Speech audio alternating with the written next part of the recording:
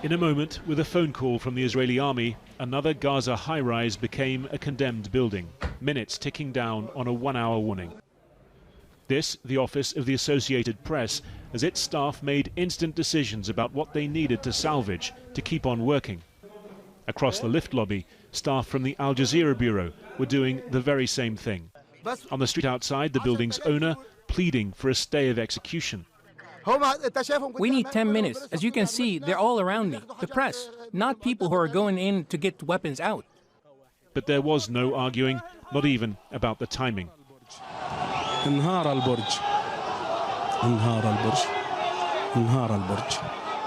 Al Jazeera Gaza journalist Safwat Al-Khalout was live on air as he watched his workplace of 11 years vanish in front of him.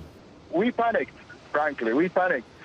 How to leave, when to leave, what to take, where to go. These are like the quick and the fast things that you think of when something like that happens. This building was home to families as well as media companies, more to add to the list of homeless in a besieged enclave during days of intensive attacks from the sky. In a statement, Al Jazeera said it condemned in the strongest terms the bombing and destruction of its offices by the Israeli military, viewing it as a clear act to stop journalists from conducting their duty to inform the world and report events, and vowing to pursue every available route to hold the Israeli government responsible. The Israeli military said Hamas operatives were using the building, and media companies like Al Jazeera and the Associated Press were human shields. I want to remind the world that in firing on our cities, Hamas is committing a double war crime. They're targeting our civilians and hiding behind Palestinian civilians. We've heard that from the Israelis. I can tell you that we've been in that building for about 15 years with our bureau. We certainly had no sense that Hamas was there. We would like to see the evidence. We're not sure whether Hamas was there or not. We don't know. But I can tell you the impact will be that the world will know less about what's going on in Gaza because that building was leveled. Hamas's top Gaza political leader issued this message during a visit to the Qatari capital, Doha.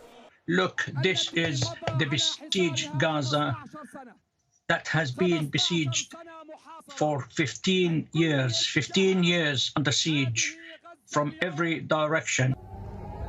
Hamas's military wing sent further major rocket attacks deep into Israeli territory on Saturday.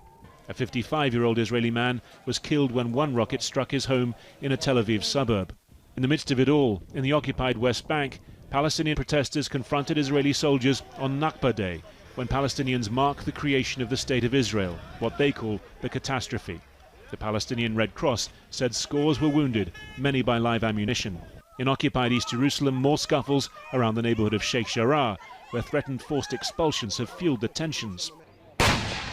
With violence on so many fronts still untamed, Israel's Prime Minister said he spoke to the US President and informed him of Israel's planned next steps.